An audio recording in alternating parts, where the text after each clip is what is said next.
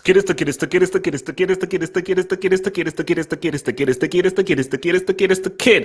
main man here, Double H, half to that flipping Hope man. So, welcome to the weekly show, the movie show that occurs and drops every Wednesday. Maybe we'll do it a few more days, but as of right now, based on my easy schedule, Feb 18, Feb 2025. Yes, chill, relax. So what's coming up on this beautiful show? Well, first of all, we're going to be talking about the awards and about, the movie industry. So by this time next week, we will know the winners of the Oscars. Does anyone care about the Oscars? No, because Crash won and Kim Breckinger won an Oscar. So the Oscars are actually irrelevant. But this is really more so about what do the awards mean? Do the awards actually mean anything? Does anyone even care about awards? And this, of course, is in light of Joaquin Phoenix's speech when he received the BAFTAs. I'm going to touch a little bit upon Birds of Prey and why I'm not watching the film. I'm not anti-female. I'm not anti-sexist. Hey, look, I still want my Playboy mansion, but I'll just explain why I don't buy all of the positive reviews of the film and why I'm not really going to be messing with that flipping bricks of. I call it Bricks of Prey. Call it Birds of Prey. I call it Bricks of Prey. I'm not watching Bricks of Prey. Sorry. Then we're obviously going to end up and finish off. Well, not finish off. Then next will be Attack on Titan season 3. I have finished season 3 of Attack on Titan. We have things to discuss. So after those topics, then for the last few 10 or 15 minutes of the show, I will take your questions. So you can send in your questions on the live chat, and I'll be very much happy to send your questions. Mr. Elbow Kari, thank you very much. I appreciate your support, DSI. What up, baby? I see you in there. So without further ado, let's start first with awards. So before I really get into why awards don't matter and why we shouldn't put too much thoughts into awards, let's just look at where this all started. So this all started with your boy Joaquin Phoenix. So Joaquin Phoenix, he took to the stage during the BAFTAs. And remember, this was where in the BAFTAs had an all-white actors and actress and directors kind of nominees, and people were like, BAFTA so white. I'll get to that. Then he came up, gave a speech and talked about systemic racism and about how the BAFTAs have pretty much said that you're not wanted here for people who are not white, and how white guys have to pretty much do much better, especially within the industry, to be much more inclusive and so forth. And I released a video about it and everything, and I said, what, some of the stuff he said was important, and stuff that people should think about. Systemic racism does exist. And as I said, this should be a calling for minorities to fight for getting their stories out there. But the fight isn't about awards. The fight isn't about awards, because awards shouldn't mean anything, and we shouldn't be living in a world where we're now judging people's art by awards. That shouldn't be how we're living. And I want to just throw up a few examples. I think probably one of the earliest examples is your boy here. Now, you may know who this guy is, but this is Mr. George C.C. Scott. He won an Oscar for Patton, and he asked that he gets excluded from any awards show or everything, because he didn't want to go up for awards. And then when he actually eventually, when the Oscars came around, he won the Oscar for Patton, but he didn't turn up. And he said that, I don't act for awards. I don't act for the clamor of awards. And I think it is wrong to act and think of getting awards and be lauded for that. I just do it for the art in and of itself. And I just thought that was just such a great thing to say. And we look back in the 70s at your boy Brando. And Brando famously, I think arguably the greatest acting performance of all time as Don Corleone, Vito Corleone in Godfather. He refused the award, but instead he sent someone from the American Indian society to come up in his place to take the award, and wanted them to give a speech about how the American Indian has sort of been excluded within the film industry. But of course, she didn't read the whole speech and everything. So that again was just about him saying, no, this stuff are bigger than the awards. So it just really comes back to this whole thing of where do the awards matter? And why do people place so much oh my gosh, when I just fix my camera, why do people place so much into getting these awards? Because the important thing to understand, our awards are subjective. They are subjective. Winning an Oscar or a Golden Globe isn't the same as winning a World Cup or a Champions League. When you win a Champions League or a World Cup, you've earned it. You truly earned that because you had to truly beat teams. Because when you're dealing with sports, whether you win the gold medal at 100 meters, whether you win Wimbledon, whether you win the Rugby World Cup, or whether you win the heavyweight title in boxing, you win. You have to go out there and really earn it. How do you earn an Oscar? How do you earn an Oscar when people just choose to vote for you? This awards isn't done objectively. It isn't quantified objectively. It's not like a football game where we just scored more goals than you. That's one. So it is very clear and mathematical. We scored more goals than you. There is nothing to quantify how someone is a better actor than someone else. It's just how it makes you feel. And if we even go further, some of my favorite films received no award nominations. For me, Cable Guy, to me, is the funniest film of all time. Didn't receive I don't say a single nomination. Blade Runner was a bomb at the box office, critically panned. It's now seen as perhaps the most influential sci-fi film of all time. I think Predator is a masterpiece. I believe Predator is a full-on masterpiece. Didn't receive any kinds of awards. A lot of the films that we see as great, as superb films, cult films, haven't received any awards. And I remember even making the whole thing of Jake Gyllenhaal in this film. Oh gosh, what's the name of this film? Right, Nightcrawler. Jake Gyllenhaal, Nightcrawler. Superb, amazing performance, an absolutely incredible, amazing performance. He didn't get any nomination, nothing. But for me, that was arguably one of the best performances of the year. So trying to fight for awards is wrong. And what and the sad thing about the movie industry is that it's like I don't know whether the right term is double-edged sword, is that as much as the awards don't matter, they do matter. So as I said, they don't matter because winning an Oscar or a Golden Globe doesn't mean that's your quality. For example, Pete O'Toole never won an Oscar. He's arguably one of the greatest actors of all time. Can you believe that Pete O'Toole did not win an Oscar for Lawrence of Arabia? 3 hours of amazing acting. Can you believe that Ridley Scott doesn't have an Oscar? David Finch doesn't have an Oscar. Who else? Alfred Hitchcock. Alfred Hitchcock, who pretty much credited as creating the thriller genre. A guy who is pretty much the master of the thriller genre doesn't have an Oscar. So when you look at all of these greats, Stanley Kubrick, whether you like his films or not, Stanley Kubrick is technically one of the greatest directors of all time, doesn't have an Oscar. So, and do you know who Tom Hooper is? You know who he is? Tom Hooper has an Oscar, but David Fincher doesn't, because The King's Speech beats.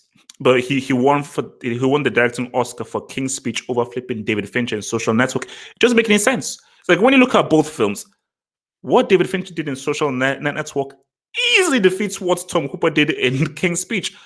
But they gave it to King's Speech because a lot of Americans still suck up to English media and anything to do with British and English. Same thing that happened in 1998.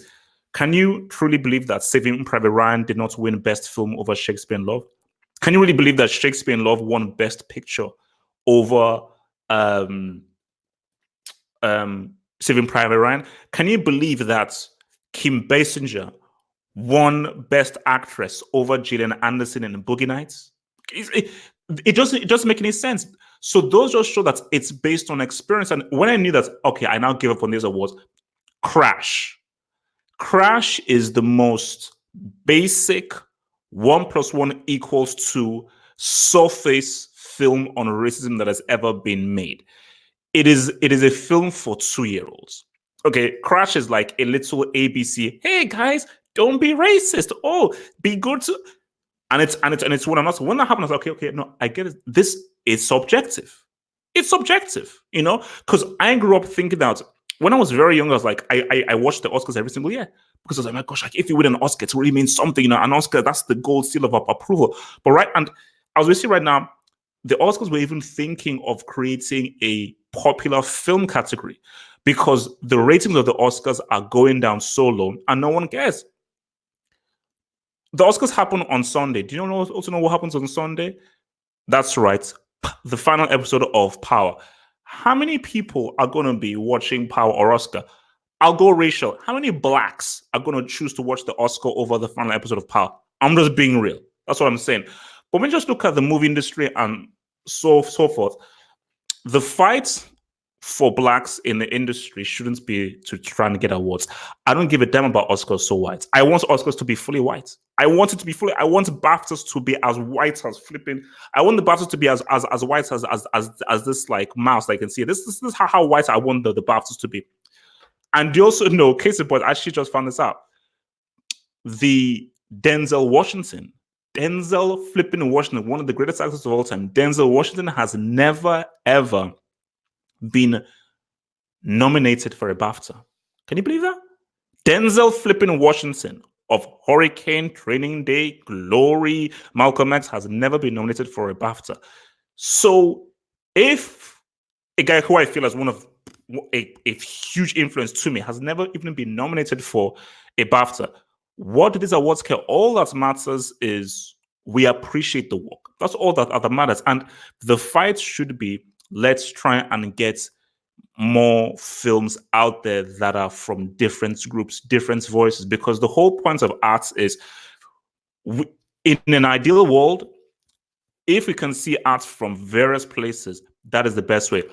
I'm now really getting into anime, like fully like getting back into it, and it is amazing seeing the artistry in anime. Although I've got a bone to pick with anime, which I'll get to. But the beauty about anime, or the beauty about Korean cinema, or the beauty about Nollywood even, is that these are just very different ways.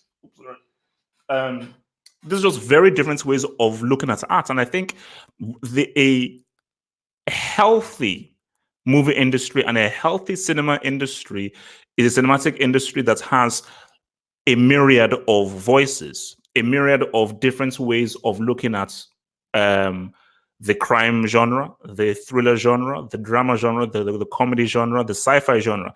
Because if we have different voices, we get better work, we get fresher work.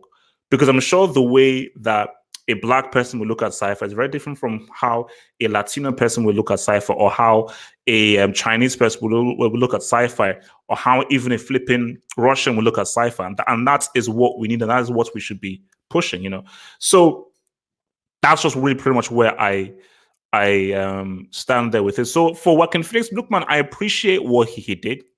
I appreciate what Joaquin Phoenix did, and I think, see, the key thing is that, look, if you read more, because people say, okay, no, he's just doing this because he's just virtue signaling, he's just trying to be cooler or end some points.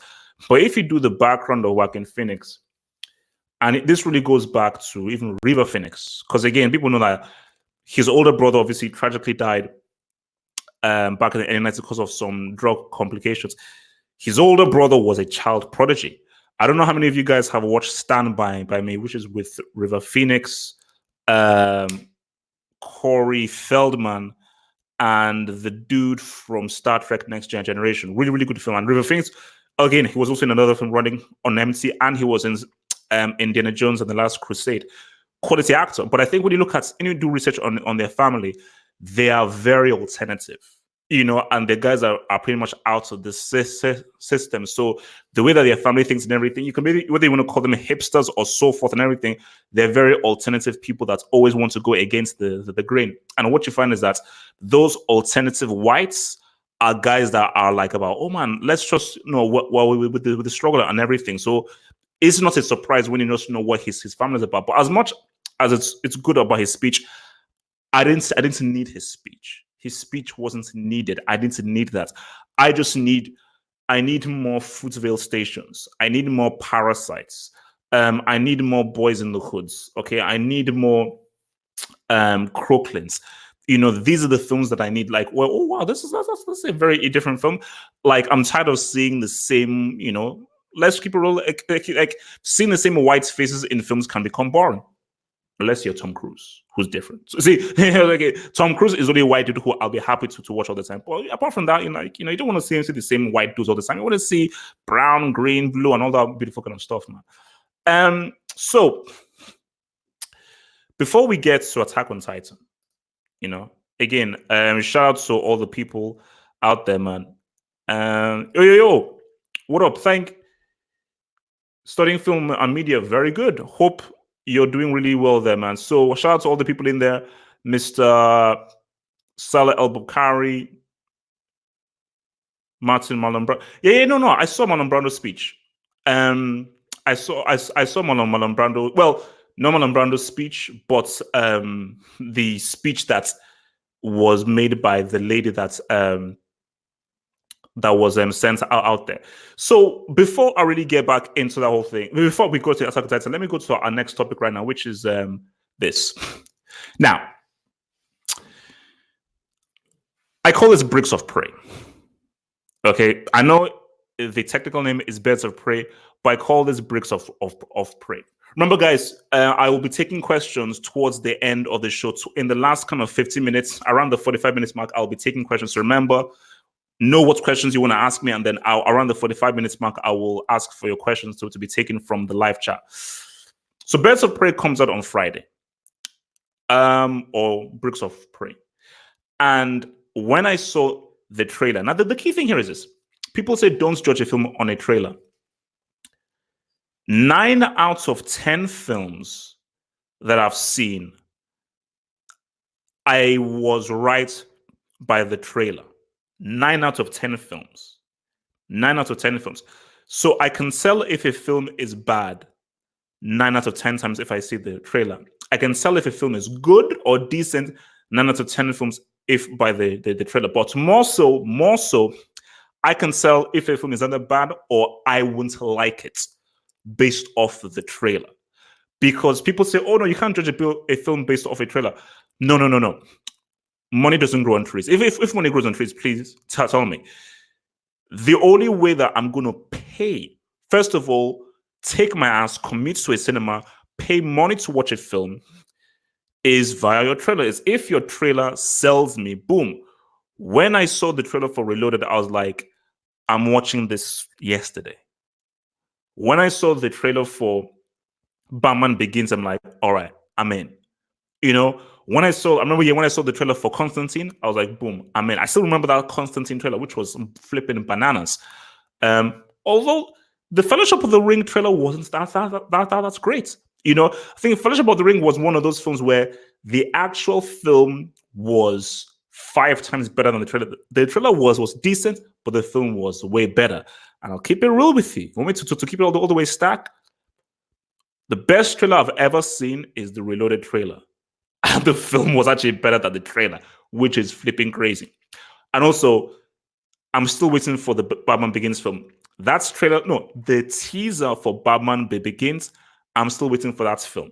Because the film that we got wasn't what I thought when I was shown that teaser. But back to Birds of Prey.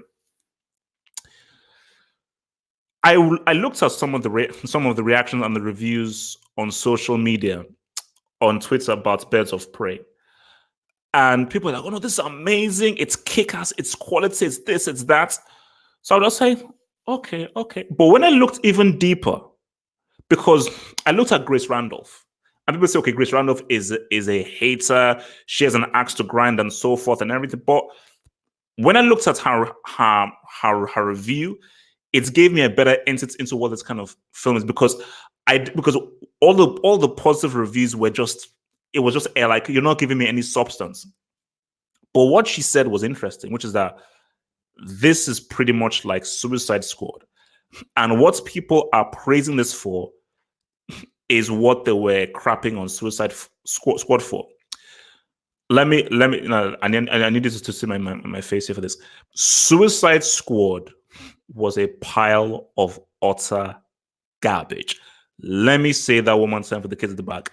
Suicide Squad was a pile of utter flipping garbage, an offensive, a film so bad, David Ayer should be locked in Siberia for at least 3 years. He should do a 3-year stint in Siberia.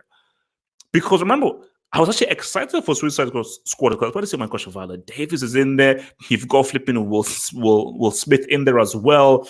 Oh my gosh. I mean, there's that dude, that kind of like Scandinavian kind of Joel Kinnaman is in there, really good actor. So, oh no, this is a really good cast. It's a really good cast. Adewale Akuneye Abaje from Oz was in there. And I thought, wow, this is a great film to have where it's about the villains. And it's a far more edgier film where like the villains are the so-called heroes. But what we got was a music video. They literally gave us a flipping music video. I was like, literally, it was a song will end and they'll put in another song. I was like, what the hell is this? And what they've said that this is similar, and it makes sense where this is just like for Birds of Prey, like an extended music video that's very colorful and very random. And I'm like, sorry, man. I can't pay to watch a chick flick. I'm sorry. Okay. That's for my sister and my cousins. Okay. Stuff like Clueless, this Birds of Prey, like chick flicks, Little Woman, that's stuff for my sister and my cousins and my aunts and my mom. That's not for me. Okay. That is not catered for me. So when I look at Birds of Prey, there's literally nothing in this film that wants me to go and watch this film. There's nothing, you know. Now, if you're selling softcore porn, maybe I'll be interested. If I'm interested in watching softcore porn, but what from always says that there's a time and a place for softcore porn, and some place for a film. Like Birds of Prey with the characters and the history of the characters. This isn't about softcore porn. It's about you have to actually put forth an actual product here, you know, because the character of what's her face? Harley Quinn. That's a very interesting character. It's a very interesting character, and I thought Margot Robbie did an interesting job in Suicide Squad. But what I just see here, it looks like a mess. For me, it just looks like a complete mess. So I can't roll with it. So, but because now this is the key thing. See, if it comes on TV, I'll watch it. Or if I'm given a free ticket, I'll give it a watch. If you can give me a free ticket to watch it, I'll watch it, you know? And there's another thing that I read as well. And I think you could judge it from the trailers, they made Black Mask homosexual. So the villain in the film, played by Ewan McGregor, is homosexual. And I think Victor Zaz or whatsoever, they apparently are like gay. I have no issue with having a gay character. None at all. I don't think Black Mask is gay in the comics. So why would you feel the need to change such a fundamental part of the character? Because that is a massive change from changing character from heterosexual to homosexual. That's a huge, and for me, I said, for what reason? Why would you want to do that? Like, what points are you trying to make by doing that? You know?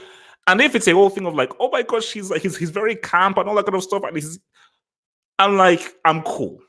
And then yet again, this is not a thing of like, oh my gosh, I'm against gay people or anything. No. But I'm cool on that. If there's a villain, show me a flipping villain. Let's see an actual villain, you know. So look, but my thing about it is that what I don't like is when people are not fair and being objective, and where you have favorites. Because my thinking of this is that, and this is what Grace Randolph said, is that this film is being praised for doing things that Suicide Squad was criticized for and maligned for. And if that is the case, that is fair. You know, and because Suicide Squad was a part of trash. So, keep it real. Suicide Squad was a Class B brick film. Class B full-on brick film. A total mess and a totally missed opportunity because, my gosh, we had flipping Will Smith up in that piece. You had Will Smith and Viola Davis up in that piece, and he managed to screw it up. Rather to scrub, because that could have been a great info for DC, and this is the key thing as well, because we already saw what this boy did. We already saw what this boy did in flipping Joker. How do you now regress with some colorful random crap like Bricks of Prey? From Joker, DC should be like, this is where we're going right now. Let Marvel do them. Let Marvel do them. We're going to make real films. We're going to take all of our amazing property and everything and make real films. Because look, and maybe I want to touch on this again. Maybe we want to touch on this very briefly about Batman, because Batman has begun to film. And I want to see that. I want to see that costume. You know what? We'll save Batman for next Wednesday, because that's a show in and of itself. Because for Matt Reeves, that's a show in and of itself, because the costume, is it black or gray? What does the cowl look like? How big are the horns? How are you presenting this whole dude? We're saving that for next week, because trust me, we're going to talk a lot about Batman hopefully this year. We're going to talk a lot about Batman hopefully this year, because that suit is make or break. That suit is make or break. If that suit is because I've heard some funny things about the costume design of that film. If that suit ain't money, we're finished. If that suit ain't money, we are finished, man.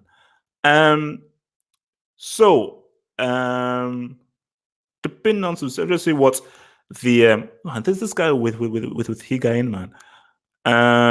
Just checking out the live. So remember, guys, I'll be taking questions towards the end of the show, around the 45 minutes mark. So now, guys, if you haven't seen Attack on Titan season 3, you may want to tune out now. You may want to tune out now for maybe the next 20 minutes. And then come back around the 46-minute mark. But if you don't care about spoilers, or you have seen Attack on Titan season 3, all of Attack on Titan, please stay along, because I will be talking about Attack on Titan. I'll try not to spoil it, but I will probably end up spoiling it. So if you don't care about spoilers, as in you don't watch anime, or you don't intend to watch Attack on Titan season 3, please stay along and let's talk.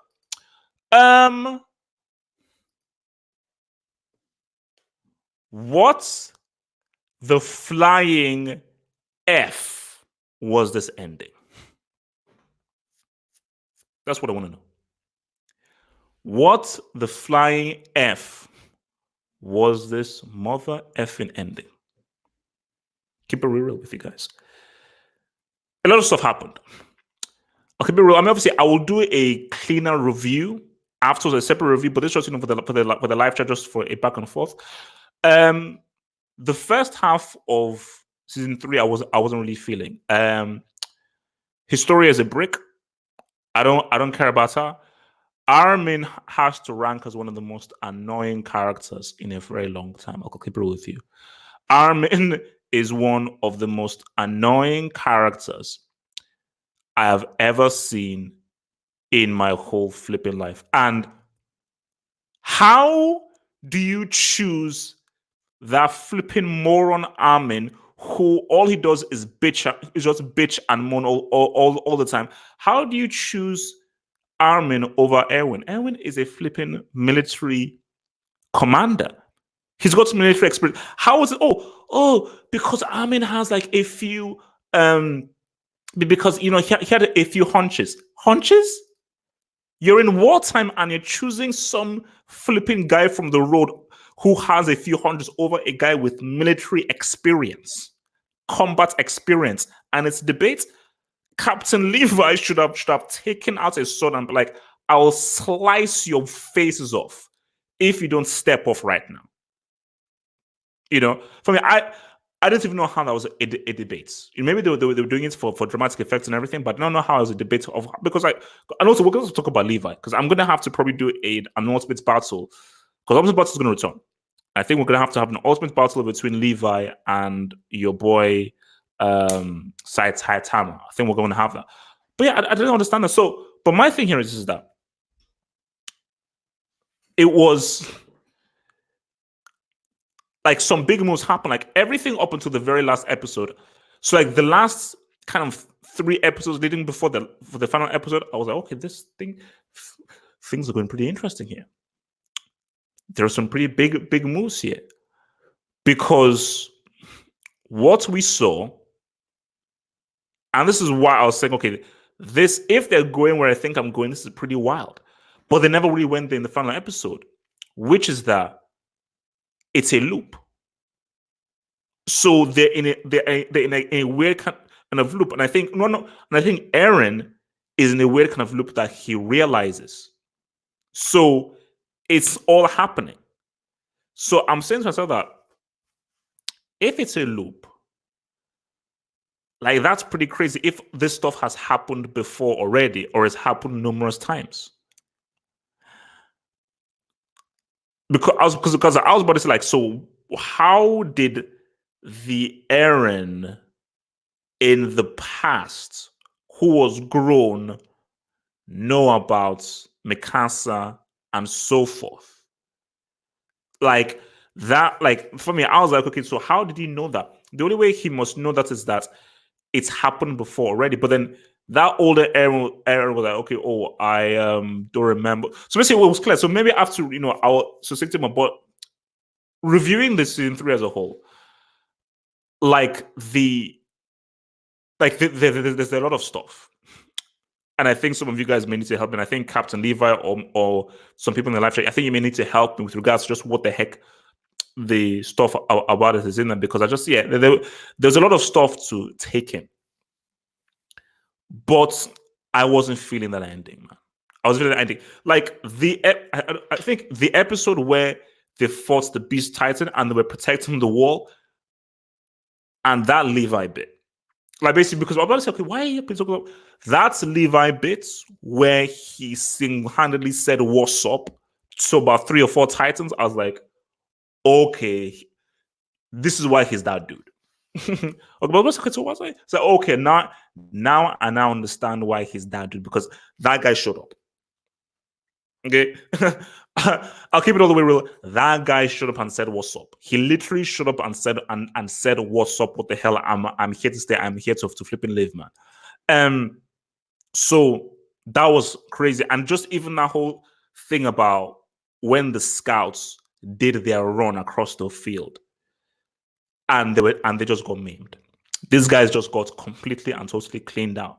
That was crazy. And I told you, I hate Armin. He's a prick, because they try really hard to push him forward and everything. But look, the guy's a prick. Let's just keep it. The guy's a prick. But this is what I wanted just to put out there. And I think it's always my kind of thought process that I have with anime, which is that why is it in anime or even in Japanese culture? And maybe I probably know the answer to this, but throwing the question out there. Why is there this obsession with blonde people? There is an obsession. And it's almost, and you see, whether you look at Cloud Strife in Final Fantasy VII, or you look at Link in Zelda, or you look at when Goku, or when people in Goku and people turn blonde and become Super Saiyans, look at this thing of flipping Historia and Armin and everything. It just seems as if like there's a lot of blonde people and a kind of like blonde worship. And I said, like, why is that? Because let's keep it real, man. Let's keep it real. If we're talking white and blonde, we're talking Aryans. Okay, we're talking that dude Hitler and the master race man. So, but for me, it's not really hitting on feminine males. It's Armin just seems to me like a prick. That's just me. He just seems to me like a prick. Like Mikasa is even more manly than he is. That's the thing. And there are times where I'm like, wait a minute, is this a chick? Like I think there was one time when he was trying to act as a woman. I was like, I thought he was a girl at one point. So basically for season 3, man, there's some pretty interesting ways that they went with the story. And I think the most interesting part was when they obviously went into the past. And I think the big thing which they've been building up since season 1 was the key and the basement, and finding out the truth of what happened in the basement. And I think once we now found out about that story, and we saw about how the Titans got me, I was like, oh, okay, the whole thing about their race and how they're humans and this other dudes, I don't know what they're called. Maybe somebody in the live chat can help me. Like this other race, the humans pretty much want to kill and so forth, and who can turn into titans. But it's all very confusing. It's all very, very, very confusing. I think maybe I need some time to think much more about it. But what I will say though is that I think the real money man was Levi. I think Levi showed up, and I think he is easily the best character on this show. Easily the best character on this show. I think Eren. I expected more from Eren, but it seems as if Eren took much more of a back seat. Like, and I think basically, I think Eren and Mikasa took much more of a back seat, and Historia and Mikasa, Historia and Armin were pushed forward a lot more. Like Historia was really pretty much at the center, but I think they were really pushing hard for Armin to really be at the center. But for me, I still say that was complete crap. And they should have gotten fully done for insubordination. How are you arguing with your superior that, oh, we should try and keep my friend alive over a flipping commander that fully outranks you? Imagine if that happened in wartime. You could save two people, and to not say, oh no, save my best friend over the general.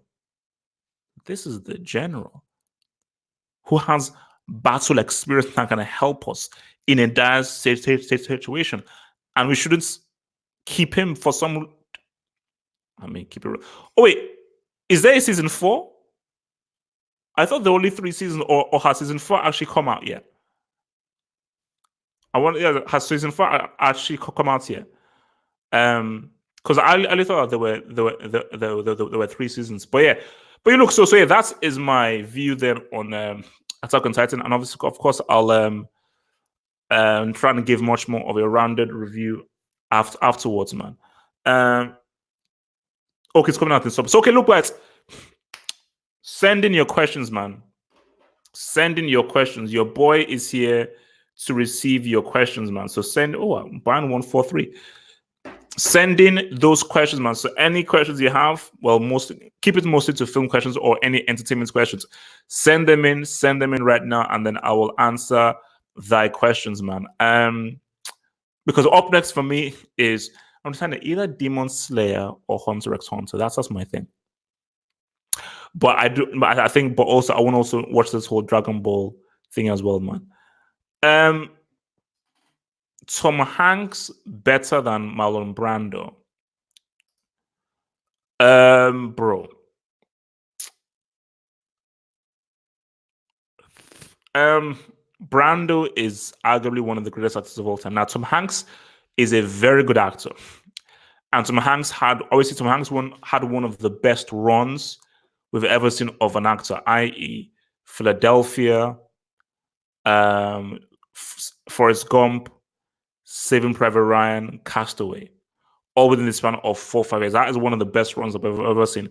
But overall, Marlon Brando is the better actor, man. Marlon Brando is the better actor fully. No. Because I've seen the first episode of Hunter x Hunter. I've seen the first episode of My Hero Academia, and I liked Hunter x Hunter. Hunter x Hunter, it seemed fun. Hunter x Hunter actually seemed a lot of fun. But I've seen 2 episodes of Demon Slayer, and Demon Slayer was pretty cool. Demon Slayer was pretty cool, man. Because I think I really enjoyed just like the setting of Demon Slayer and everything. I thought that was really, really, really, really, really, really cool for Demon Slayer. So, but I don't know. It's a tough decision. To either do Hunter x Hunter. I want to finish Demon Slayer. Let me finish Demon Slayer, and then I'll probably get to Hunter x Hunter.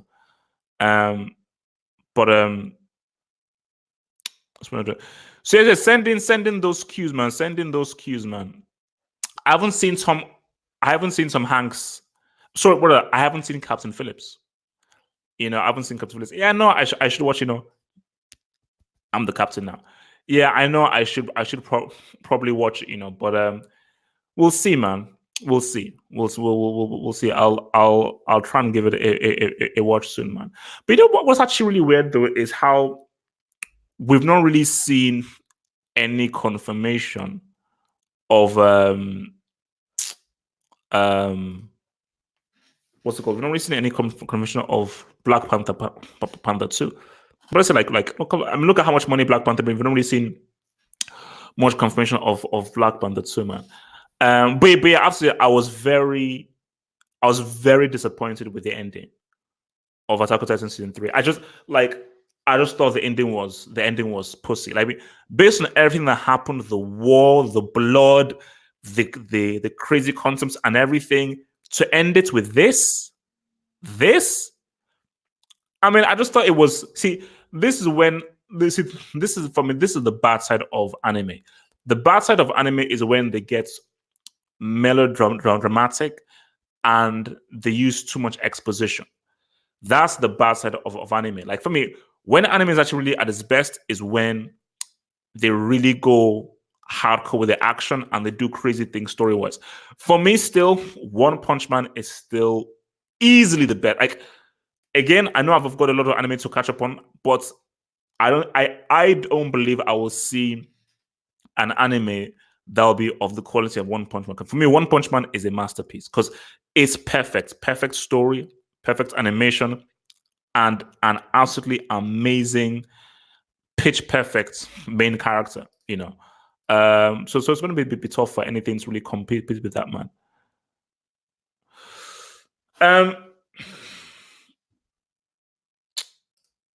So, Pacino didn't win an Oscar for Godfather. Any worse snob? Bro, there have been so many bad snobs, man. So definitely, Pacino for Godfather. Pacino wasn't even nominated for Scarface. Pacino didn't win for Serpico. Which other bad snobs have there been? Peter O'Toole, Lawrence of Arabia. Even if I thought you can only call it a snob, but Denzel Washington should have won for Hurricane. Let's keep it real. Denzel Washington should have won for Hurricane. Heck, I'll say even this year, Lupita for Us. But I get it, like, horror films just don't really get picked, But I say, like, the biggest snob, like, a huge snob was Jake Gyllenhaal for Nightcrawler. Like, he wasn't even nominated. I think that's insane. Like, that was one of the best performances of the year, and he wasn't even nominated. But I think the whole thing about films is that not everybody watches every film. You actually have to actively do a campaign to get your film out there, which I think is completely bogus and stupid. Why do I have to campaign for you to watch my film? Shouldn't you already go out there and actually view the film yourself? So for me, that's just stupid, man.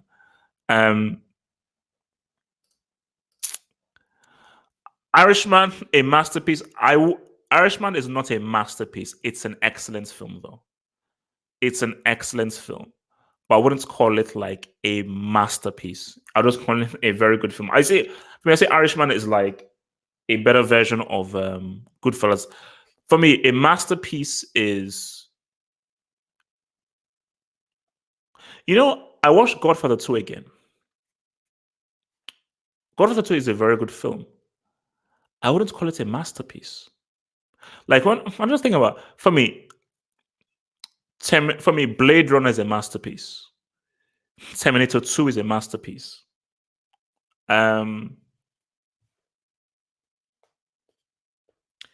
I think for what he achieved, The Matrix is a masterpiece. For me, The Matrix and The Matrix Reloaded are both masterpieces. Lawrence of Arabia is a masterpiece. People may call it crazy. I would argue and still say that Mother is a masterpiece.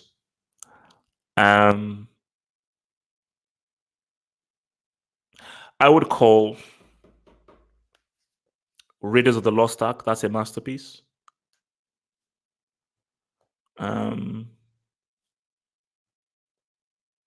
Yeah, I think those are because masterpiece, that's a very, very specific word, man. That's a very specific thing, man.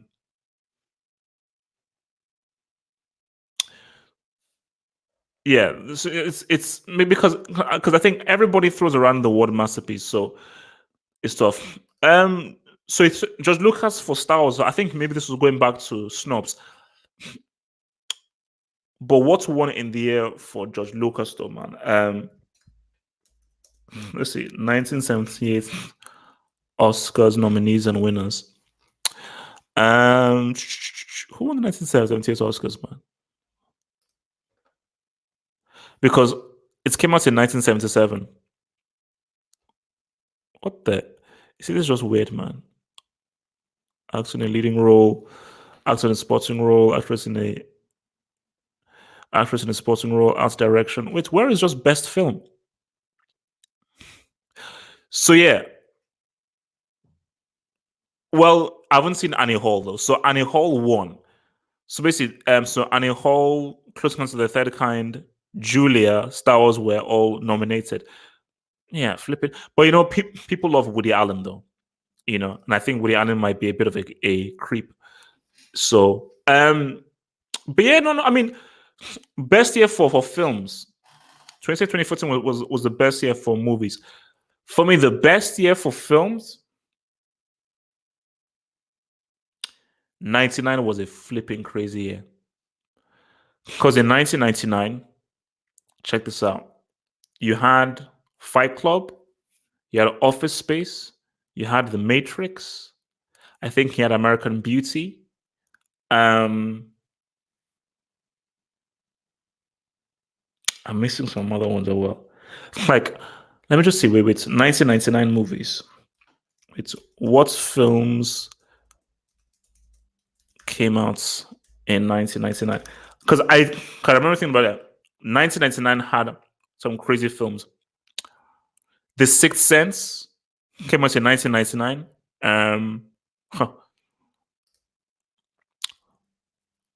1999 was a crazy year. But I think the thing about 1999, it was the kinds of films that came out. So you had Sixth Sense, Toy Story 2, which was The Matrix, Blair Witch Project, Green Mile, American Beauty, oh god, Wild Wild West, American Pie, say what you will, but that was a big thing. Any Given Sunday, End of Days, Bone Collector, Bowfinger. No, 1999 was a pretty good year, man. But as I said again, the best decade for films was the 90s. The 90s was just the best decade for films because I think because the thing about the 90s was people say, okay, 70s was like the golden age because you had Star Wars, you had The Conversation, you had the Godfather movies and everything. But the thing about the 90s was you had a mixture of drama and cutting edge science fiction. The only cutting edge movie that came out in the 70s was really Star Wars. That was it. That was the only cutting edge movie that came out in the 70s. Because in the 90s, Pulp Fiction, you could argue, was a cutting edge film. Terminator 2 was a cutting edge film. The Matrix was a cutting edge film.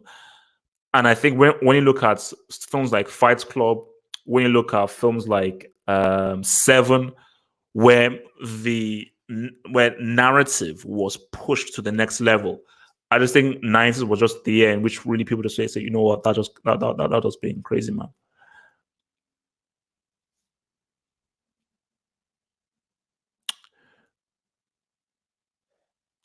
So say after your claim that 1917 is one of the greatest war movies, I no longer value your movie opinion. If you look at 1917, you cannot name me two or three war films better than 1917. The only war film I can say that is better than 1917 in terms of depicting war on a technical level is maybe Saving Private Ryan. But if I'll keep it real with you, there isn't a better directed war film than 1917.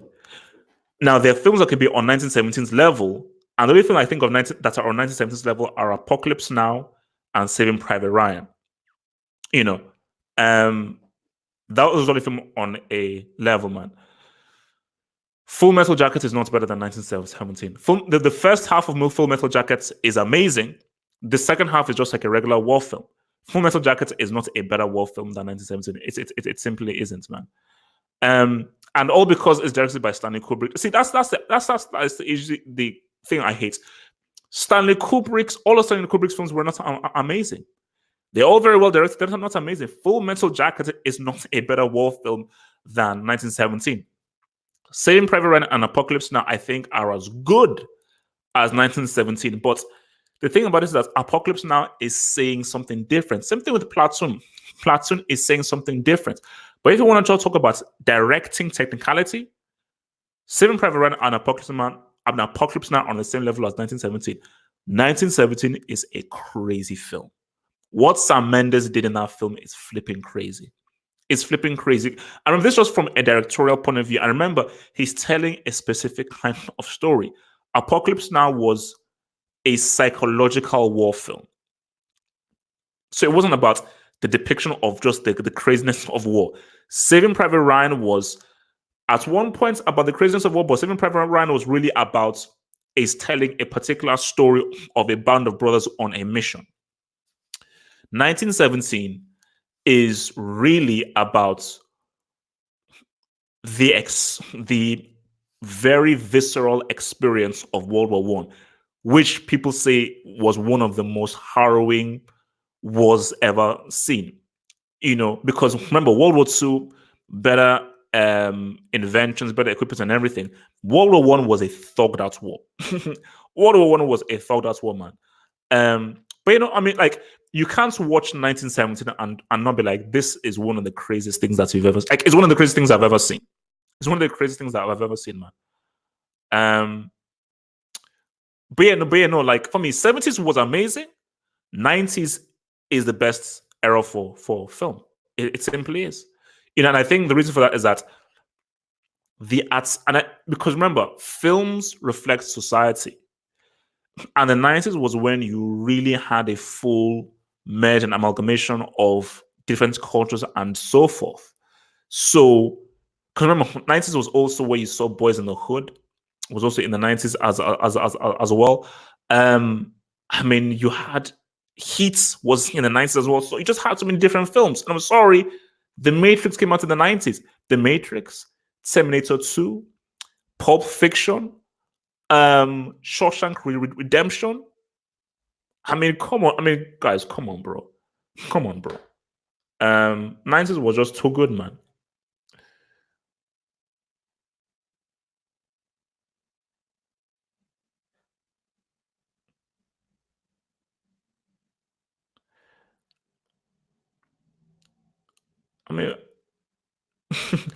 Bro, no, I can't believe you're going to look at 1917 and just say that it's you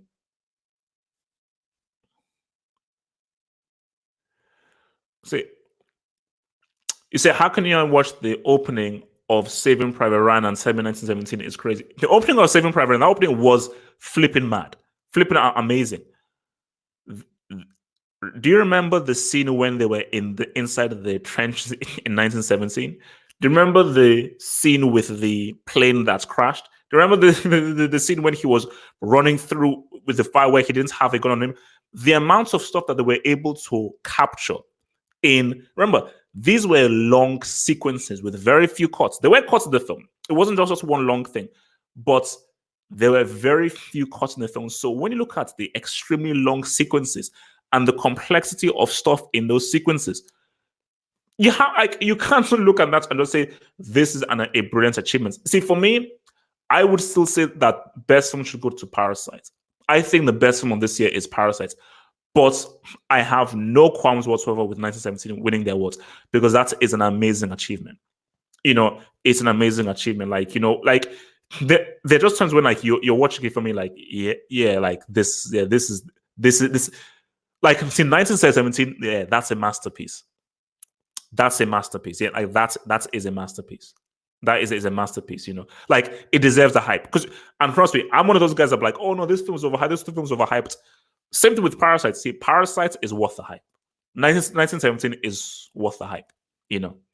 And I think you see the only criticism some will say about 1917 is that, oh no, the acting wasn't that great and he didn't really have the kind of great performances there.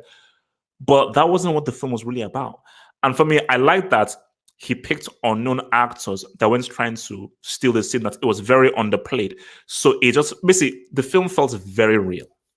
It felt very real and very organic. It wasn't like, oh no, let's try and win and get our Oscar moments and really try and squeeze out some tears and some emotions from the audience. No, it's like, I'm just telling a story. I'm trying to tell a story in the most honest, realist way possible. Which was the good thing about it, man. So HH, what's the weirdest movie you have ever seen? For me, A Clockwork Orange, even though I don't like Kubrick much. It's for me, I say I appreciate Kubrick. The only Kubrick film I like is Doctor Strangelove. That's the only Kubrick film that I like. The other ones, strangest film, weirdest movie I've seen. I didn't even finish this. Eraserhead. I was watching Eraserhead with my friend. It was so weird. We just pressed stop halfway through. We're like, no, this is too weird. There's weird, and then there's weird. Like it was too weird. So, there's another really weird film. Trust me, I've seen some flipping weird films now. But well, you see, Fear and Loathing is a super weird film, but it's a weird film that I really like, and I get why people aren't into that, but that is a weird film that I really like, Wait, what other weird films are there? I'm sure there is a weird film that I'm sure that I'm missing. I can't really think of it right now. Maybe I didn't see it. Oh yeah, Donnie Darko is another one. Donnie Darko is another one. Look, bro. I've given up on. See, for Scotty, I think you're just trying to be a contrarian, man. You're just trying to be a contrarian, man. Oh, okay. Let's talk about it. Chris Nolan better than Tarantino? Hell no. Let's say something about Chris Nolan. Nolan hasn't made a film as good as Prestige or Memento since Prestige or Memento. His best film, I think, is Memento. Or you could say is Prestige. I think his best films are Prestige and Memento. For me, Tarantino has made 9 films now. Only 2 of those, I would say, I think, for me, Once Upon a Time in Hollywood, I just think is a waste. Grindhouse ain't great. Like the only saving grace of his Grindhouse film was Corosso. And people don't want to say this. Remember, Grindhouse was where he did Death Proof, and Robert Rodriguez did Planetero. And that's going to be one of my HH recommendations. Planetero is a quality film. It's a quality film. And no one speaks on that. Rodriguez, who is like a Tarantino fanboy, Planetero was better than Death Proof, because what it was like a Grindhouse thing where it was a double feature where so you would see Death Proof, then Planetero.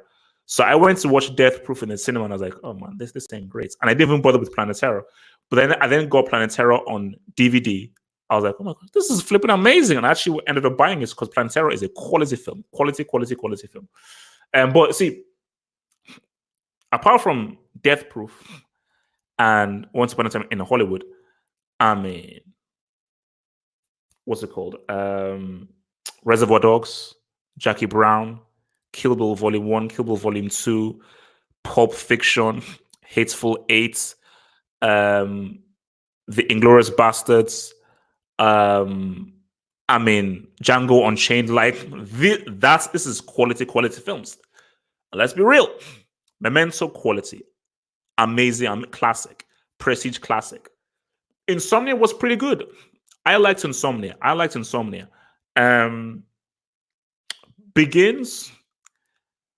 Batman Begins began pretty well. Once Batman went to Gotham, it became shaky. It became very shaky. I didn't like Dark Knight. Dark Knight was just Joker and Heath Ledger. Rises is trash. Rises is trash. Inception has great moments. As a film, it's convoluted. Interstellar makes no sense. Interstellar makes no sense, and I didn't bother watching Dunkirk because it looks boring. Nolan needs to understand that he works best in a linear place. If Nolan just went smaller, if Nolan just went back and went smaller, he would actually do a lot better. I don't think Nolan can't do what James Cameron does.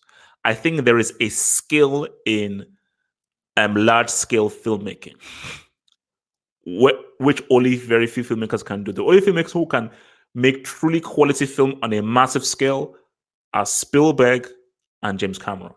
Those are the only two directors I know who can make quality films on a large scale are James Cameron and Steven Spielberg, man.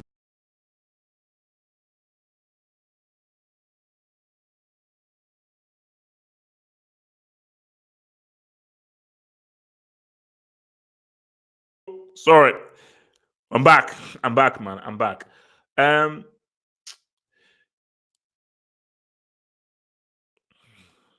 Okay, so so for me, Tarantino over Nolan for sure, man.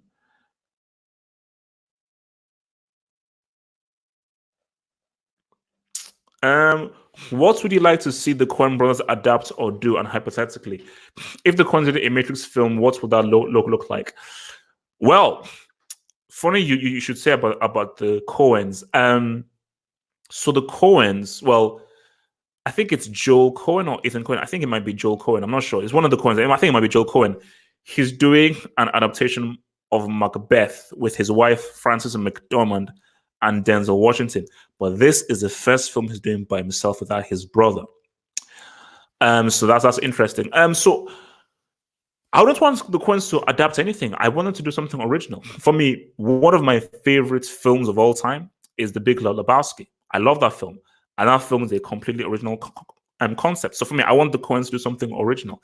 And I wouldn't want the Coens to do Matrix. The only people that can do the Matrix are the Wachowskis. And that's the key thing. Not one Wachowski, but two Wachowskis. Those are the only people that can do a Matrix film are the two Wachowskis, man. So yeah, that's the thing we wanted to do.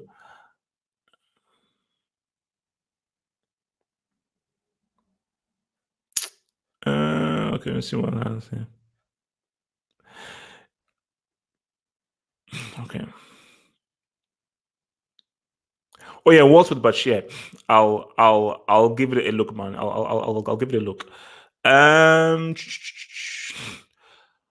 if you think so, Gary Oldman, for me, I say Gary Oldman, but it's hard because they do different styles. Because Gary Oldman can disappear in many different characters.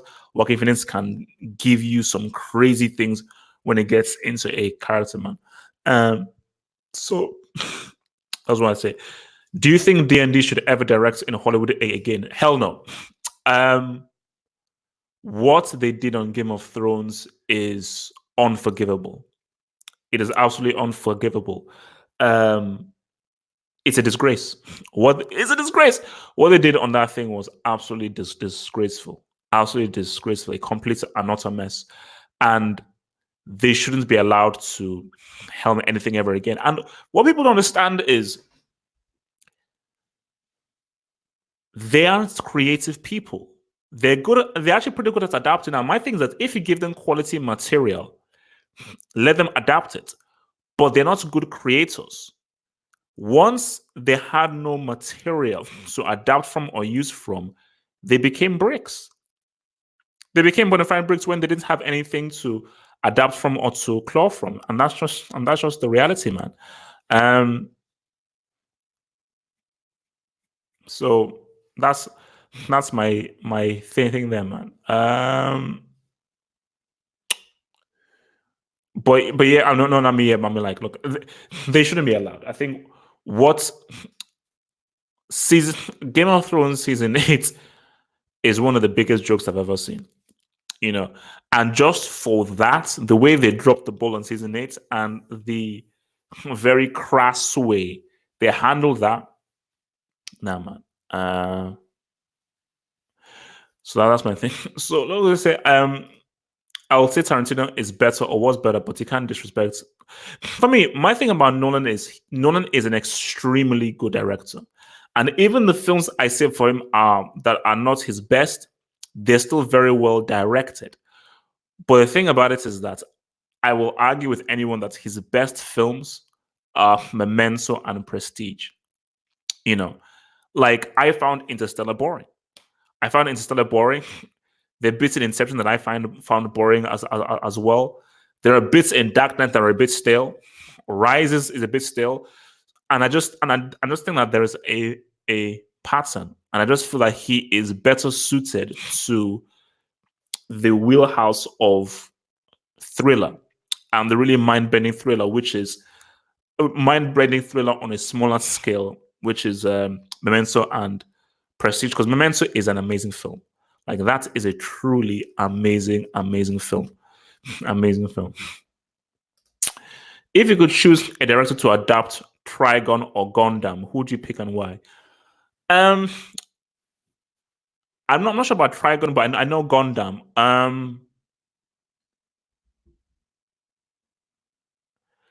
Probably what's the name of this dude? Hellboy dude. Why is his name escaping me? The guy that did Hellboy. The guy that did Hellboy and the massive robots film. Mexican the director. Chubby dude. Why is this as escaping me? Somebody help me here. The Hellboy director. The Hellboy director. Somebody help me here. Who is the why is his name escaping me?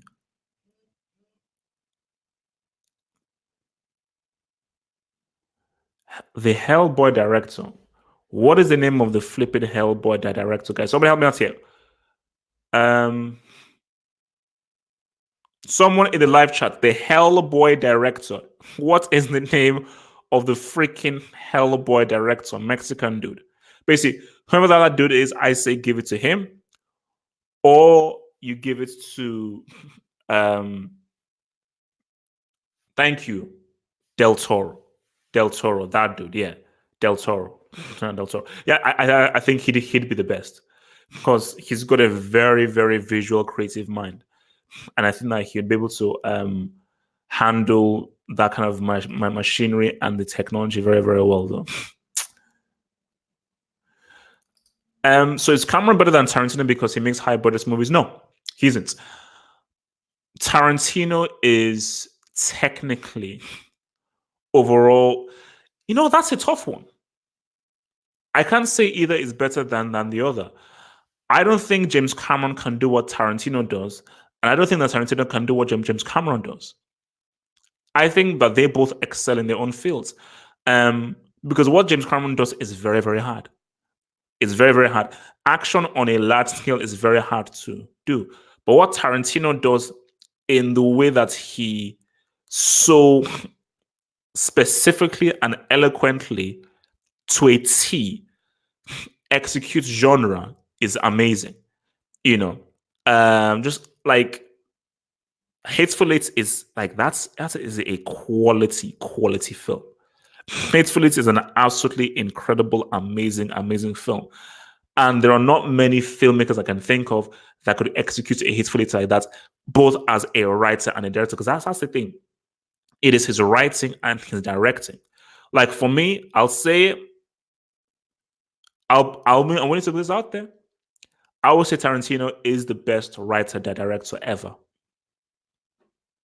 Name me a better writer director than Tarantino.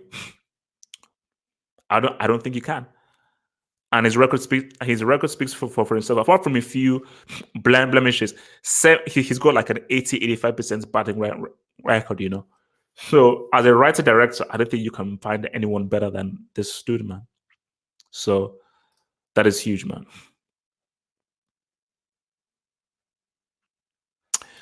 Yeah. Oh wait, no. I read here. I read Dune.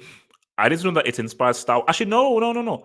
From what I remember, Star Wars was inspired by Hidden Fortress. So Akira Kurosawa's Hidden Fortress film was the real inspiration for Star Wars.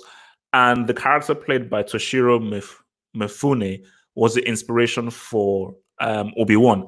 And George Lucas actually wanted Toshiro Mifune to play Obi-Wan in Star Wars. So Hidden Fortress was the direct inspiration. But I have read Dune, really good book, really good book, and a really good story, a really good story. Like if your boy if that's if they do that, they did 20. I don't know why I'm forgetting so many names. Why am I forgetting so many names? Denis Villeneuve. If Denis Villeneuve can really execute Dune, especially those sand scenes, it would be tough. Actually, the trailer should be coming out soon because I think the film drops this fall, so we should be getting the trailer soon. Or does it come out next year? Does it come out next year? For me, I say, okay, you say, if Tarantino isn't the best writer director, name me who is. You say, name me a better writer director than Tarantino who has a better record. Because Tarantino, say, Reservoir Dogs, Jackie Brown, Pulp Fiction, Kill Bill Volume 1, Kill Bill Volume 2, Inglourious Bastards, Django Unchained, Hateful Eight. I've given you about 5, 6, 7 quality films that he wrote and he directed. Name me another director with 7 films, 6, 7 films that they wrote and directed up to that standard. You can't. You can't. Like for me, like the only bad films in his repertoire are 2. For me, he's only made 2 bad films: Death Proof and Once Upon a Time. That's it. That's it. Those are the only bad films that he's made. Those are the only bad films that he's made. Ridley Scott doesn't write his films.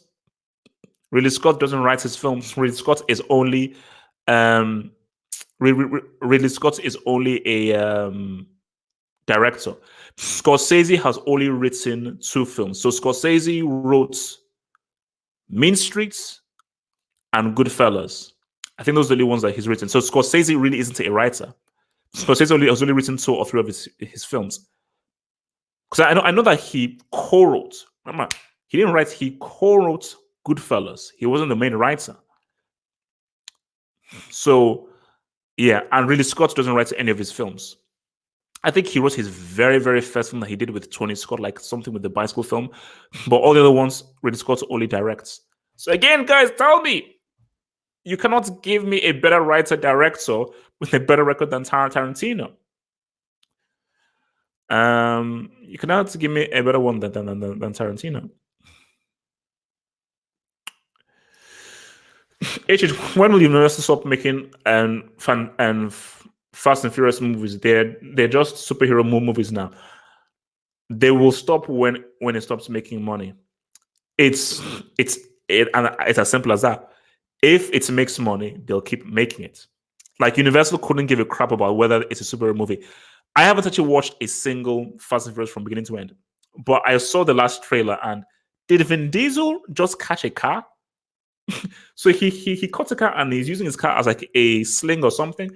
Look, I just find it hilarious. Personally, I just find it hilarious. But no, as long as it's making money, they'll keep on doing it, man. They'll keep on doing it, man.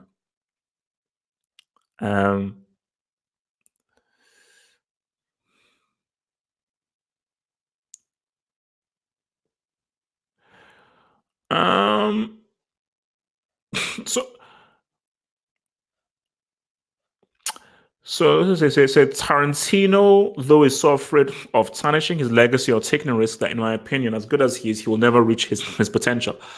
For me, I think he's already reached his potential. I think his peak was Hateful Eight.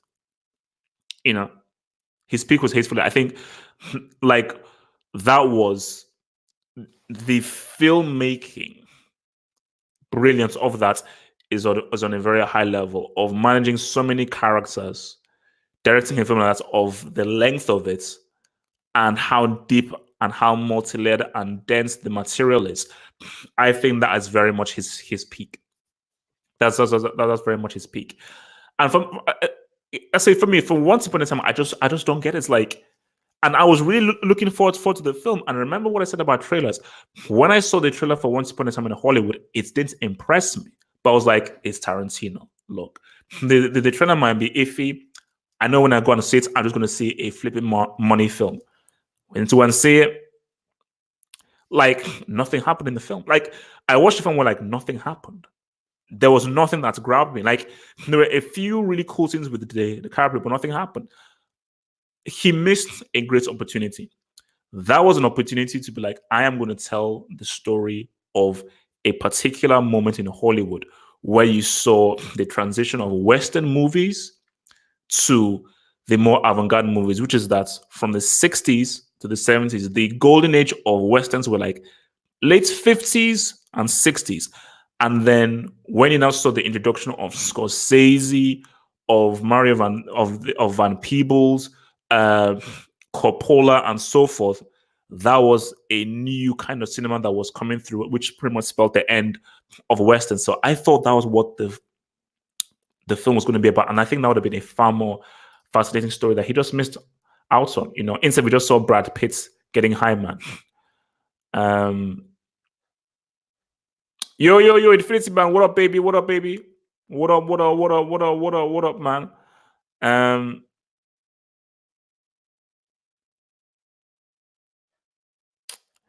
Yeah, no, for me, look, I don't know what I think Scotty may be trolling, man. You know, I think to look at Hateful Eight and not view that as a masterpiece, you have to be trolling.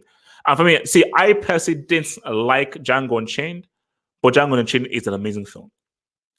On a filmmaking level, I didn't personally like it, but it is still an extremely well-made film.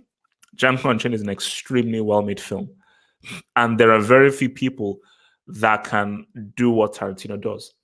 You know, and again, guys, put it out there, guys. I mean, and Infinity, I know you're in there. Name me a better writer, director than Tarantino.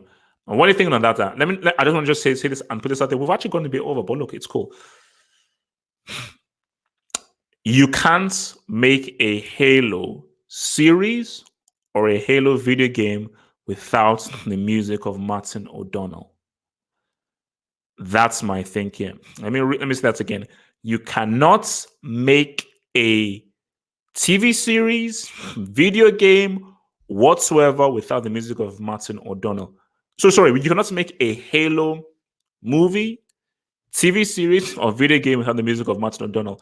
Martin O'Donnell, for me, is the most important component of Halo.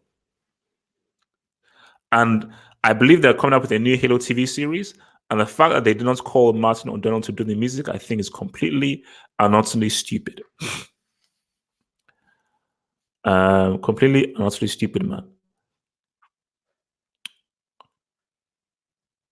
You see, no, there are many directors that are better than Tarantino. For me, I think Spielberg is a better director than Tarantino. Scorsese is a better director. I'd say Aronofsky is a better director. Those are the probably guys I'll say that are better directors. But as a writer director, that's a whole different thing, man. That's a whole different thing, man. Yeah, no. They messed up, man.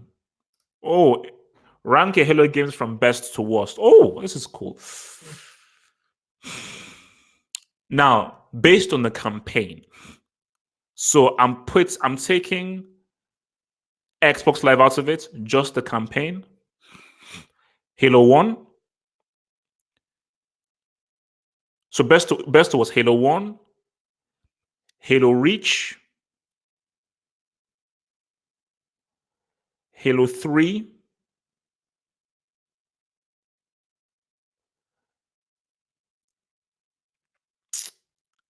Halo 2, Halo ODST, Halo 4. That's how we go. But then if you now bring Xbox Live into it, then it's going to be Halo 2. You know, because Halo 2's campaign was a bit, you know, I liked what they're trying to do, but it was a bit iffy. Bruh. Thou Online, bro. Actually, no. Overall, It's hard, man, because see the campaign in Halo Reach was really good. It was a really good story, and I just played the Halo Reach online a few days ago, but the Halo 2 online thing had clans, it had better maps, it had clans. No, that was it had dual wielding. It had dual wielding and it had clans. No, those man, Infinity's limit, man, Infinity, man, those were the days, bro. Those are the days. Halo 2, ooh, bro, man. I still have the packet, man. Oh no, that for me, there isn't a bigger video game release than Halo 2. You can't name me a bigger video game release than Halo 2. As big as those GTA games are, that Halo 2 release was stunning, man. Absolutely stunning, man. Absolutely stunning indeed, man. Absolutely stunning indeed. Look, Scotty, man, you're smoking crack, man. Like you've bricked yourself. Like you're alone on this, man. You just opened your mouth and said 1917 is not a masterpiece, man. That's just stupid, man. What are your top sci-fi films aside from The Matrix and why? I will be doing my top 5 sci-fi. Trust me, my top 5 series is continuing because I actually have it on my. It's not here. I've got it on my thing. So I have a top 5 Denzel Washington, top 5 Al Pacino, top 5 De Niro, top 5 Spike Lee, top 5 Ridley Scott, top 5 sci-fi. But top sci-fi films apart from The Matrix, Dark City, Blade Runner, Gattaca,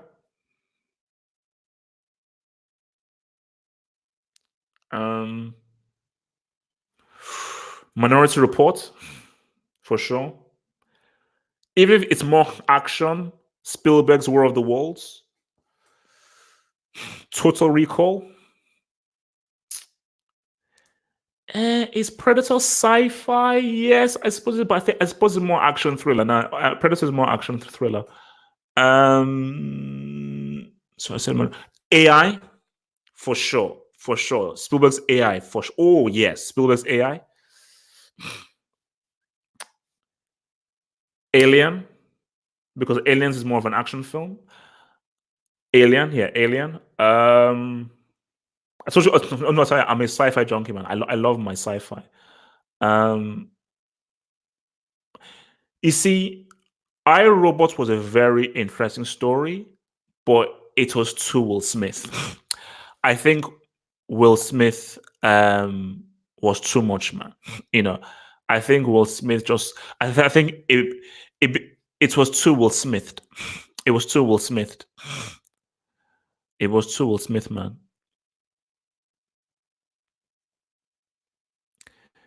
Give these people. How do what you want? You got what you want. Give the people ear. Consider that a divorce. Consider that a divorce. Sorry, I don't do requests. You took my father's sword. Look, man, Annie's the dude, man. Annie's that flipping dude, man.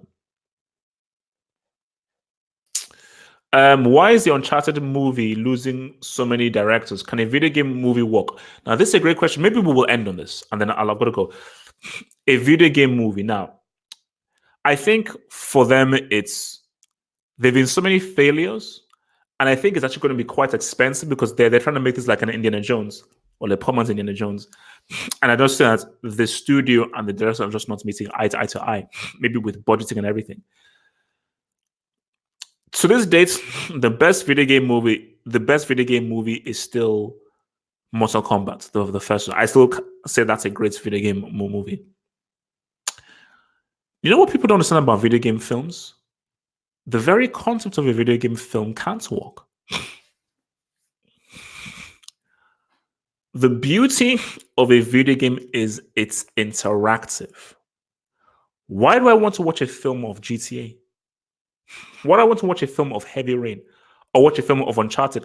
The beauty of Uncharted or GTA is I am interacting within the story. It's an interactive experience. And let's keep it real. Let's keep it real. The stories in these video games aren't great. I can maybe name on one hand the great stories in video games. Soul River, Halo 1. Maybe that's like, and that's not, and that's maybe like there are not that many video games that have actually really good stories. The stories in Uncharted aren't good. It's just heightened because the gameplay is and graphics are so phenomenal. The character of Drake is a brick. He's a like Nathan Drake is a crap character. Uncharted is a poor man's Indiana Jones. The story is weak, but the gameplay and the graphics are flipping phenomenal. So because we're interacting in it, it's more. Why do I want to watch a film version of Uncharted? That's just a poor man's Indiana Jones. I could just watch Indiana Jones, you know? So, but what I've said is this. There is a video game movie that can work. But make sure that Tomato O'Donnell is doing them the music. James Cameron. If James Cameron wrote and directed a Halo film,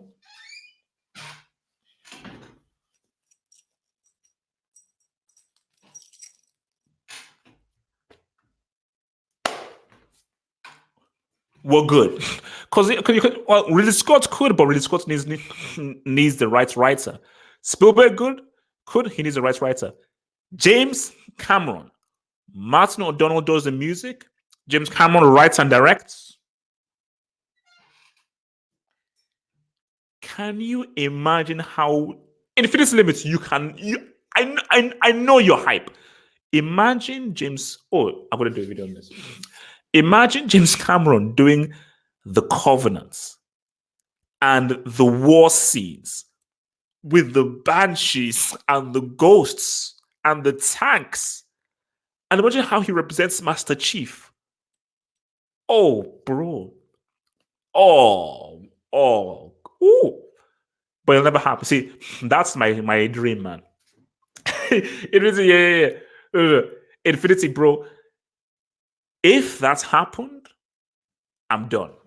Like, don't even talk. Don't talk to me, man. Don't talk to me. Like, even that, I'm done.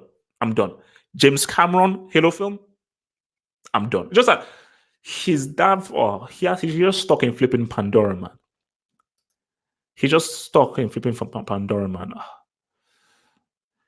See, RPGs have the best. See, the best stories you get in RPGs. So, like GTA, the stories in GTA aren't that great. It's just that the gameplay is so money. So it's really RPGs are the ones that really have the good stories. It's like, do I want to watch a adaptation of Skyrim? No, not really, man.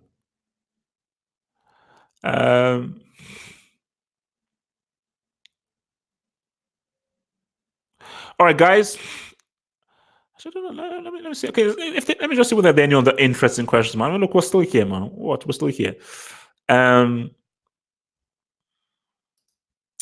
Could Cameron handle Akira?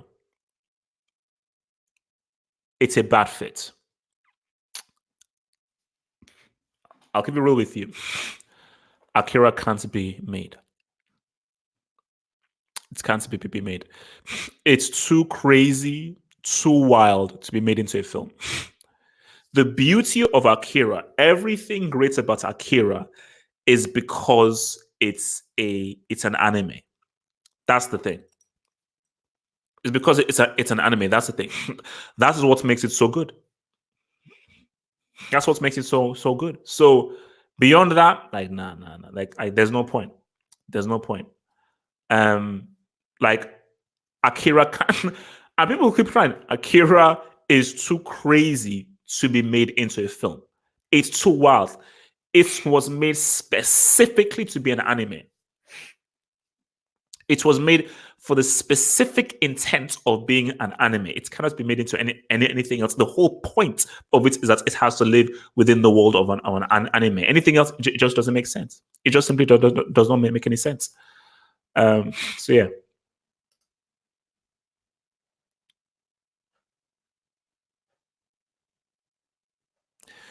Devilman Crybaby. Okay, I'll do it, man.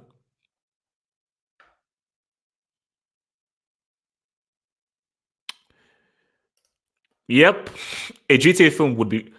Why would you want to watch a GTA film? Like the whole point of GTA is like, oh my gosh, like that's the selling point of GTA. Do we play GTA for the story? Let's keep it real. Do we really play GTA for the story? We play GTA because oh my god, I can do anything. I can go out, I can rob, I can steal, I can run over a prostitute, I can shoot people, I can shoot police officers, I can just do all these crazy things in this um and fantasy world. But I now want, so I should now sit down and watch someone and watch like a Ryan Reynolds do it because that's what's in that new Ryan Reynolds film where oh let me just watch a Ryan Reynolds now be a character that I could be like. So do you know what it is? People try to take these properties because they're famous. So what they're hoping is that they can now make a lot of money on the opening weekend. Why are you making an Assassin's Creed film? Assassin's Creed is about the gameplay. The story ain't that great. Assassin's Creed selling point is man, the graphics and the gameplay are incredible. Okay, it's not about the flipping story, man. It's never about the flipping story, man. Okay, I'll check it. Devilman Cry Baby. I'll check it out on thingy. Okay, guys, look, man, I'm out. Peace out. Stay true. I will see you guys next Wednesday. And next Wednesday, we're gonna talk Batman. Peace out. If you're new, remember to subscribe. I'm out. Peace.